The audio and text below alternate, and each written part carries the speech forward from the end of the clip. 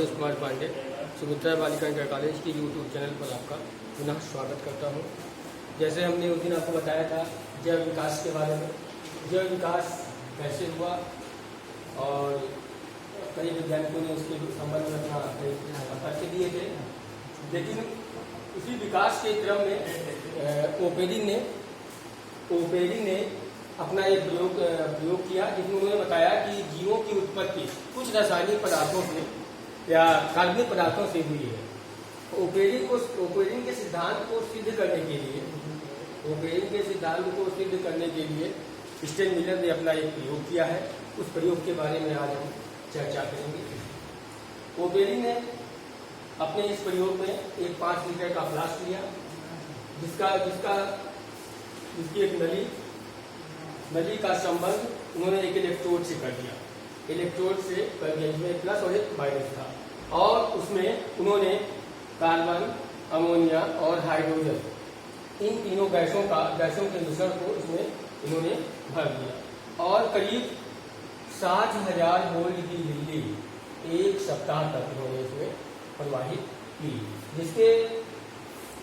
की, और इसमें एक आधा लीटर का आपका फ्लास्क था, जिसमें ये गैसें भरी हुई थी, और इन गैसों का संबंध एक कंडेंसर द्वारा दूसरी नली से, यानी कि जो आपका बीकर है, ये 5 लीटर का बीकर है, उसका संबंध उन्होंने इससे कर दिया। उसमें उबला हुआ जैसे 60,000 वोल्ट की बिजली जब इसमें प्रवाहित करेंगे, करीब एक सप्ताह तक उसमें प्रवाहित करेंगे, उसके बाद ये इसमें से गर्म पानी कंडेंसर के द्वारा ठंडा होता हुआ इस उबलते हुए दूसरे फ्लास्क में आ जाएगा, और इसमें से क्या होगा, जलवाष्प, यानी कि जलवाष्प की बूंदें इस नली से होती हुई आपकी मीथेन, अमोनिया और हाइड्रोजन से संपर्क करेंगी और 60,000 वोल्ट की बिजली इसमें प्रवाहित करेंगे। और इसमें 2 इलेक्ट्रोड होते हैं, एक प्लस और एक माइनस, जो एक टंगस्टन धातु का बना होता है।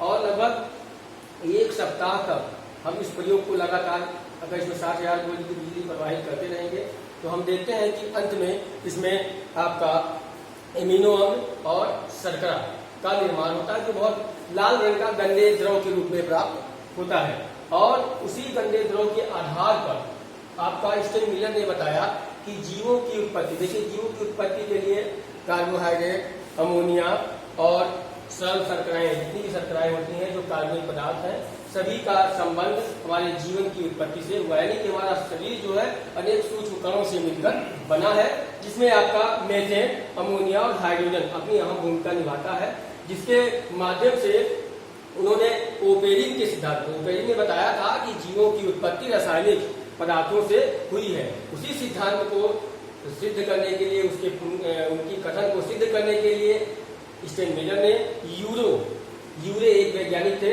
जो इनके स्टेन मिलर के गुरु थे, उनकी देखरेख में इन्होंने अपने प्रयोग किया। और इस प्रयोग के दौरान उन्होंने यह निष्कर्ष निकाला कि जीवों की उत्पत्ति अनेक सूक्ष्म कणों से, यानी कि कार्बनिक रासायनिक पदार्थों में, जिसमें कार्बनिक पदार्थ आपका एमिनो अम्ल और शर्करा, ये चीजें हैं जिनसे जीवन की उत्पत्ति हुई है। यानी कि जीवों की उत्पत्ति रासायनिक पदार्थों से मिलकर हुई है। जैसे हमने आपको जैव विकास के बारे में बताया था, जैव विकास के संबंध में, यानी कि जीवों में होने वाला कभी परिवर्तन, धीरे धीरे होने वाला परिवर्तन जैव विकास कहलाता है। उसके संबंध में हमने आपको 2 वैज्ञानिकों के मत भी बताए थे, जिनमें डार्विन और लामार्क प्रमुख थे। उसके बाद हम लोग आएंगे कि जैव विकास के प्रमाण, यानी कि जीवों का विकास कैसे हुआ, उसके बारे में कुछ प्रमाण भी दिए गए हैं, जिनके बारे में हम चर्चा करेंगे। जिसमें से पहला है समजात एवं समृद्ध अंगों से प्रमाण। समजात अंग क्या होते हैं? वे अंग जो संरचना में तो समान होते हैं, संरचना में एक समान दिखाई देते हैं, लेकिन आपके कार्य में वे भिन्न भिन्न होते हैं। संरचना में तो समान होते हैं, लेकिन कार्य में वे भिन्न भिन्न होते हैं। जिस प्रकार आपका सील के घोड़े की अगली टांग या मछली की यानी सील के पंख पर, दोनों क्या होते हैं, संरचना में भिन्न भिन्न होते हैं, लेकिन कार्य में एक समान कार्य करते हैं। वो तैरने में, और घोड़े की जो टांग होती है उसको दौड़ने में सहायक होती है। समृद्धि अंग में क्या होता है आपका? समृद्धि अंग वे अंग होते हैं जो संरचना में तो समान दिखाई देते हैं, संरचना में समान दिखाई देंगे। अभी हमने देखा कि समजात अंग, अब हम देखेंगे समृद्ध अंग से हमें क्या प्रमाण मिलता है। समृद्ध अंग वे अंग होते हैं जो मूल रचना तथा उत्पत्ति में एक समान होते हैं, एक दूसरे से समानता प्रदर्शित करते हैं, लेकिन कार्य में वे भिन्न भिन्न होते हैं। वे अलग अलग तरीके से कार्य करते हैं। जिस प्रकार आपका तितली और पक्षी के जो पंख होते हैं वे मूल रचना तथा जो उनका उद्गम स्थान होता है वो भिन्न भिन्न होता है, लेकिन कार्य एक ही करते हैं। पक्षी के पैर उड़ने का काम करते हैं और तितली के जो पंख होते हैं वो भी उड़ने का कार्य करते हैं। उसके बाद हम आते हैं संयोजी कड़ी से प्रमाण। संयोजी कड़ी का मतलब होता है, पहले सब लोग संयोजी कड़ी का अर्थ ही समझ लीजिए होता क्या है। ये संयोजी कड़ी वह होती है जिसमें दो वर्गों या दो संघों के लक्षण, दो वर्ग या दो संघ के लक्षण उसमें पाए जाते हैं। जैसे हम आपको एक एग्जाम्पल के द्वारा समझा सकते हैं। यूग्लिना, यूग्लिना, यूग्लिना एक ऐसा जंतु है जिसमें वनस्पति जगत और जंतु जगत दोनों के लक्षण पाए जाते हैं। अर्थात हम ये कह सकते हैं कि यूग्लिना को हम वनस्पति में भी, यानी कि वनस्पति विज्ञान और जीव विज्ञान, जंतु विज्ञान दोनों में हम इसको रख सकते हैं। क्यों रख सकते हैं? यूग्लिना यूग्लिना को वनस्पति विज्ञान में क्यों रख सकते हैं? इसका मुख्य कारण है कि इसमें क्लोरोफिल पाया जाता है। क्लोरोफिल, इसको बोलते हैं हरित लवण। आपको पता है कि पौधे अपना भोजन इसी क्लोरोफिल की सहायता से बनाते हैं और इसी के कारण पत्तियों का रंग हमेशा हरा होता है। पत्तियां जितनी ज्यादा हरी होंगी वह पौधा उतना ही अधिक अपना भोजन बनाएगा और उसका विकास बहुत तेजी से होगा। उसी प्रकार यूग्लिना भी आपका जंतु है, लेकिन इसमें क्लोरोफिल पाया जाता है। इसमें अब देखिए, इसमें जंतुओं कौन से लक्षण है? वनस्पति के लक्षण हमने बता दिया आपको, क्लोरोफिल पाया जाता है। और इसमें जंतु का क्या लक्षण है? ये गमन कर सकता है, गति कर सकता है, प्रजनन कर सकता है, मतलब सजीवों के इसमें जितने लक्षण सब पाए जाते हैं। और मुख्य लक्षण यह है कि यह गमन कर सकता है, गति कर सकता है, लेकिन पौधे गति नहीं कर सकते हैं। वो यूग्लिना गति कर सकता है, इसलिए इसको जंतु और वनस्पति दोनों के बीच की कड़ी माना जाता है। और इसी के माध्यम से हम ये समझ सकते हैं कि संयोजी कड़ी। जिस प्रकार एक और उदाहरण आपको बता रहा हूं मैं, आर्कियोप्टेरिक्स,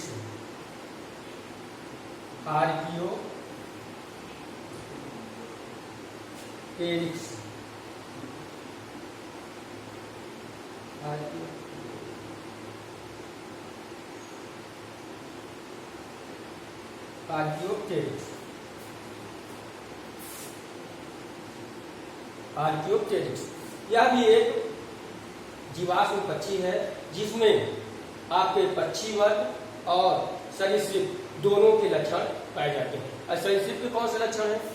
सरीसृप के मतलब इनमें शरीर में बाल पाए जाते थे, ये अंडे देते थे, लेकिन उसी के विपरीत इनमें पक्षियों के भी लक्षण पाए जाते, क्योंकि इसका मुंह जो है, इसका मुंह पक्षी के चोंच की, यानी इसका जो मुंह है वो आगे चोंच की तरह बना हुआ था और इसमें दांत पाया जाता था, यानी कि और इसमें बड़े बड़े पंख पाए जाते थे।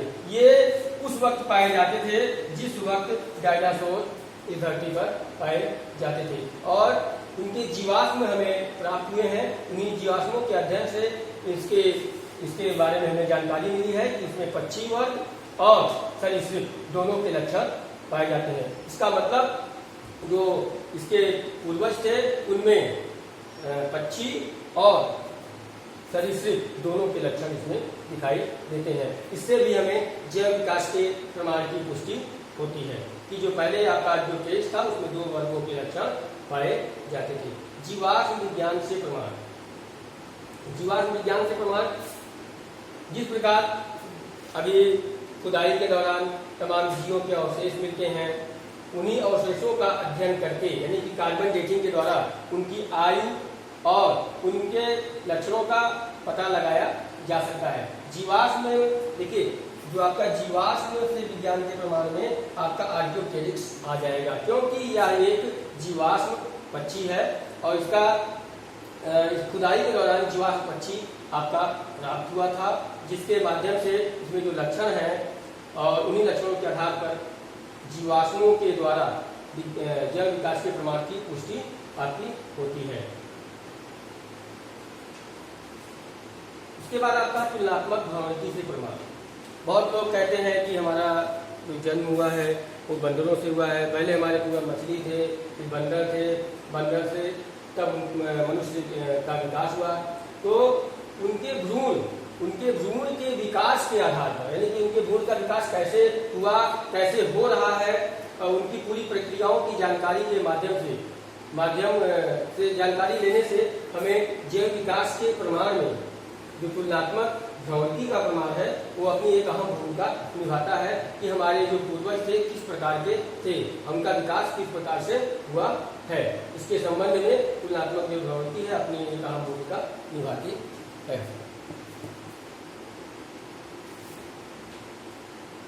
जैव विकास के संबंध में अगला आपका जो प्रमाण है वो अवशेषी अंगों से प्रमाण है। अवशेषी अंग, जैसे नाम से मालूम चला, अवशेषी अंग यानी कि ऐसे अंग जो पहले हमारे शरीर में पाए जाते थे, यानी कि जीवों में पाए जाते थे, लेकिन अब वे पाए जाते हैं, लेकिन उनका बहुत विशेष महत्व हमारे शरीर में नहीं है, इसलिए इनको हम अवशेषी अंग कहते हैं। कई अवशेषी अंग हैं जिनके बारे में हम लोग चर्चा करेंगे। जैसे पहला आपका है निमेषक पटल। जैसे आपका पहला इसमें एग्जाम्पल हम ले लेते हैं, निमेषक पटल।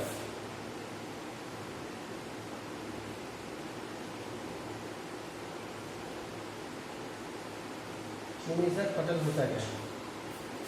आपको पता है कि आप अपनी आंखों में देखें कि आपकी आंखों के किनारे जो लाल रंग का अर्धचंद्राकार संरचना है, ये आपकी आंखों के किनारे पे जो लाल चंद्राकार संरचना होती है उसे ही हम निमेषक पटल कहते हैं। पहले यह जंतुओं में पाई जाती थी, आंखों की सुरक्षा के लिए अपना कार्य करती थी, लेकिन धीरे धीरे करके हम उसका प्रयोग करना बंद कर दिए, जिसके कारण हमारे शरीर में पाई जाती है लेकिन इसका कोई कार्य नहीं है।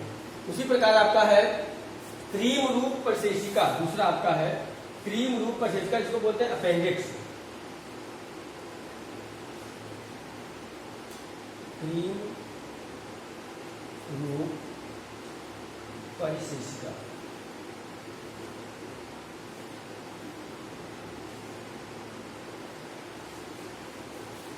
क्रीम रूप परिशेषिका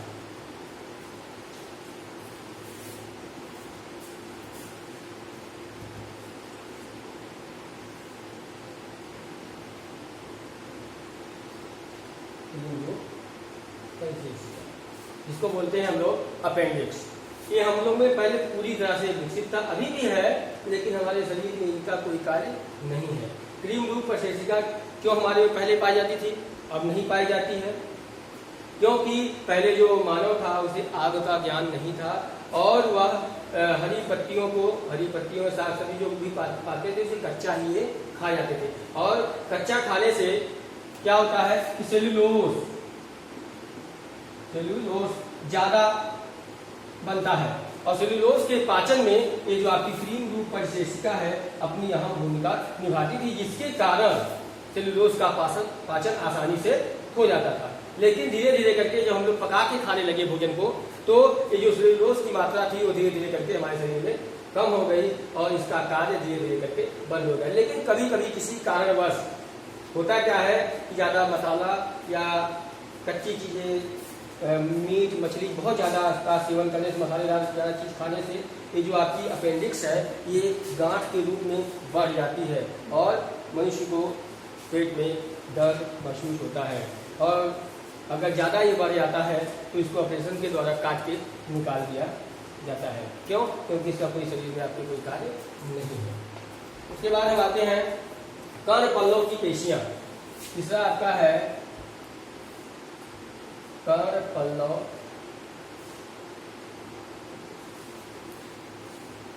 की पेशियां।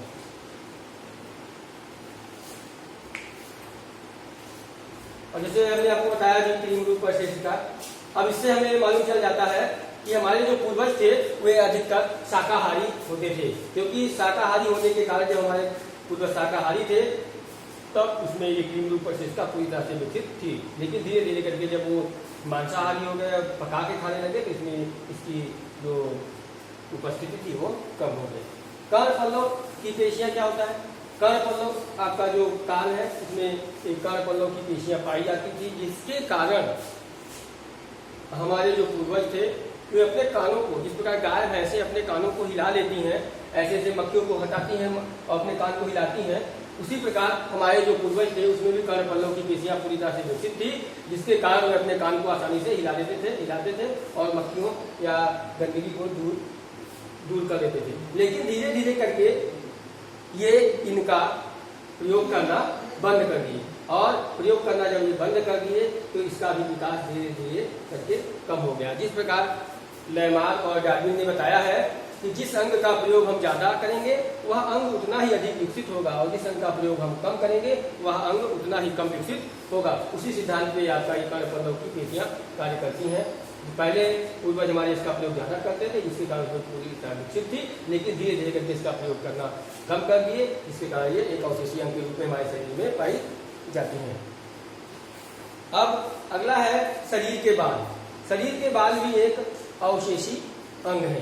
पहले हमारे जो पूर्वज थे उनमें शरीर के पूरे शरीर पर ढेर सारे बाल पाए जाते थे, और जो उनको गर्मी सर्दी आदि से बचाने का कार्य करते थे। लेकिन धीरे धीरे करके हमारे जो मनुष्य का विकास हुआ उसमें इसका जो बाल का विकास है धीरे धीरे करके कम हो गया, और इसका प्रयोग को कम करते थे, जिसके कारण ये धीरे धीरे करके गायब हो गए और थोड़ा बहुत बाल हमारे शरीर पर पाए जाते हैं।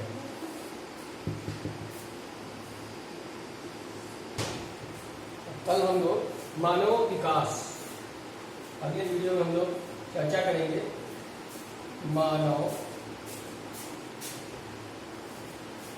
विकास।